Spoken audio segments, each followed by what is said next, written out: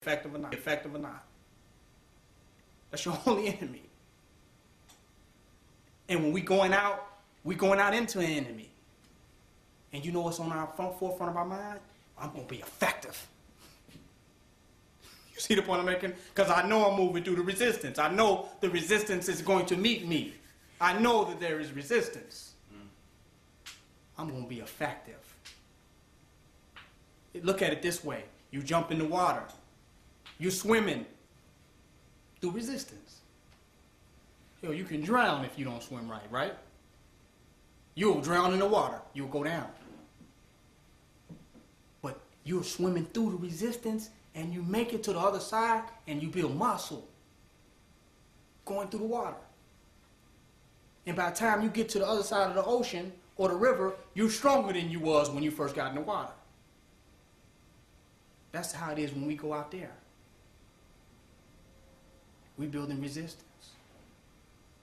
And no matter what challenges that we face, on the other side, we'll be stronger in nation building, no matter how we deal with them challenges. Do y'all hear the point I'm making? And that's when they say that which don't kill you won't make you stronger. But if dying wasn't on your goal list, you have no option but to get stronger. Unless dying was one of your 5-year plans. You hear the point I'm making? Your only option was to get stronger.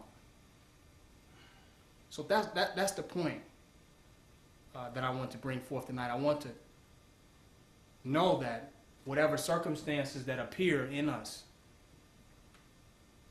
visualize yourself as a living God. Because you ain't got to be attacked by somebody for you to die, have an accidental death. Y'all know what I'm saying? If anything can happen, anything can happen.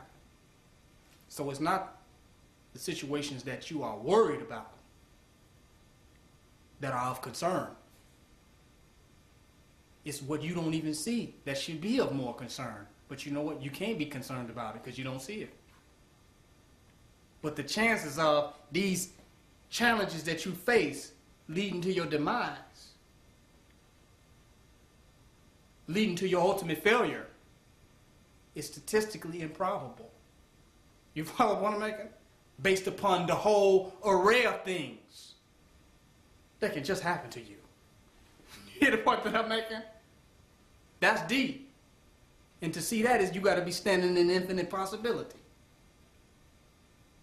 You got to be standing in infinite possibility. And that's what the person who pulled the sword out, I said, you know, the statistical probability of you cutting my head off in the middle of the street, my chances of slipping on a bar of soap and breaking my neck in the bathtub would probably be more probable than you decapitating me in the middle of the streets in the United States.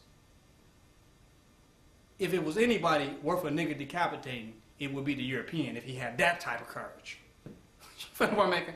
But the fact that he don't have that type of courage, the European gets away with everything he do. So we know what happens when a black person comes against somebody courageous. Because we got to give it to the European. He's pretty courageous, ain't he?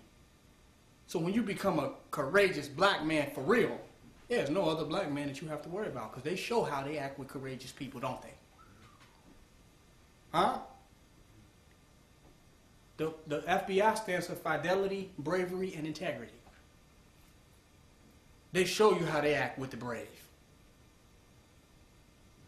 So when you become that symbolic manifestation of courage and bravery, then every nigga is going to lay down.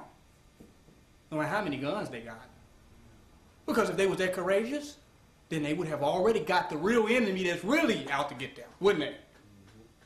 So if they don't have the courage to get the real enemy that's really out for them, how they going to get him who have the courage to get the real enemy that they're afraid to get who's out for them? It's statistically improbable. They have to get the weak people who are weaker than them. Because courage would make you get your enemy. Wouldn't it? Courage would make you pick the next best person. If somebody's cutting you over here, courage ain't going to make you get him over there. Courage will make you hide behind him over there, wouldn't it?